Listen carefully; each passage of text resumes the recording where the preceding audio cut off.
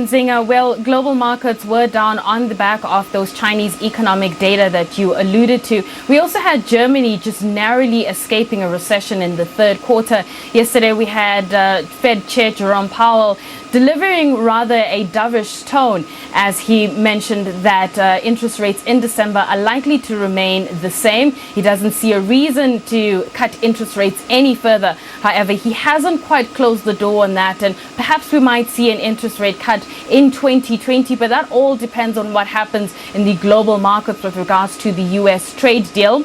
But the one thing that's happening right now that is pretty interesting, the Rand appears to be the bright spot in the emerging markets. It happens to appreciate against 10 of the major currency, despite the uncertainty that we are seeing, as I mentioned, around that US trade deal.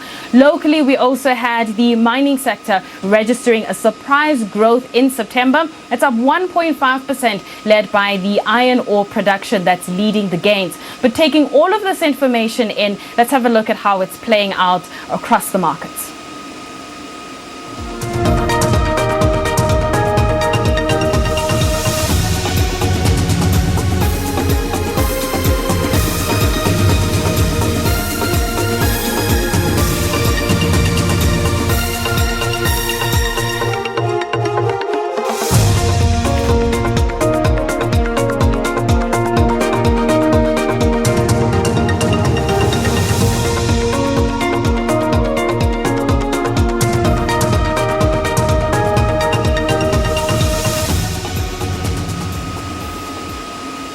Joining me in studio to take us through the markets a little bit further is Chris Gilmore, an independent analyst. Chris, thank you so much for your time. So earlier this year, you could have looked at your risk scenario, being it Brexit and, of course, the US trade deal scenario.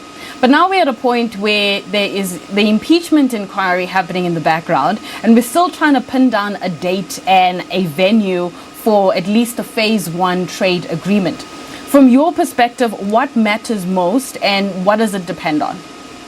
Look, I think the impeachment is the more important of the two.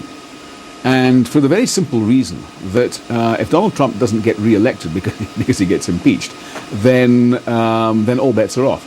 Put it as simply as that.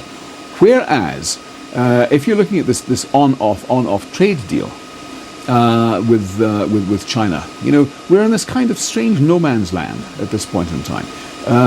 The Americans are talking about, well, they've got this kind of deal, this phase one. The Chinese are being much more cautious about it. I've always taken the view that the Chinese see this in a different way to the Americans.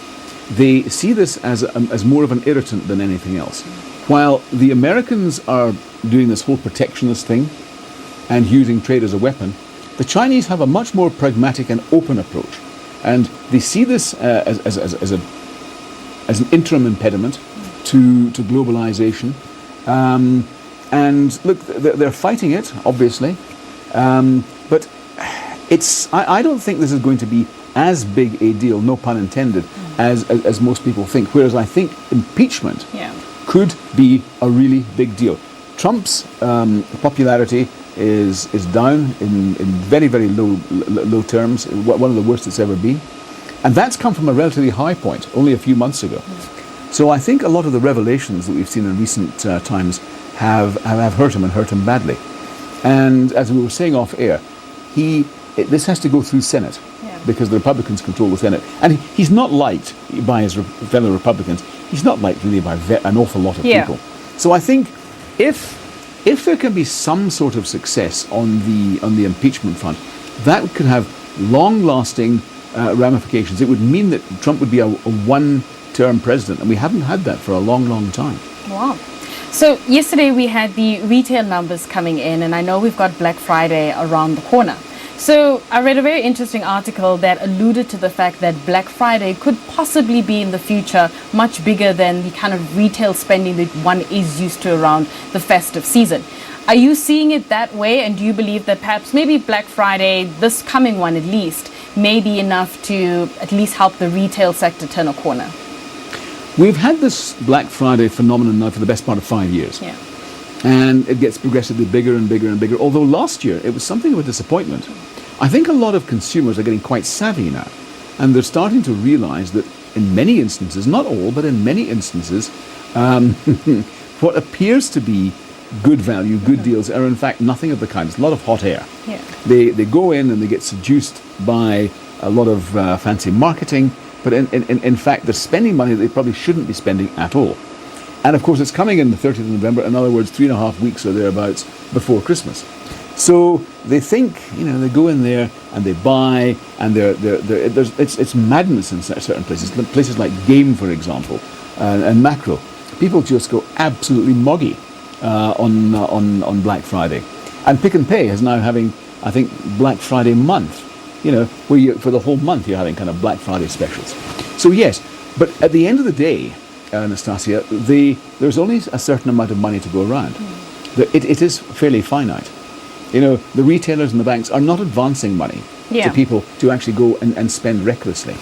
So whatever they spend in November, at the end of November, by definition, has to be taken away from what they would spend in Christmas.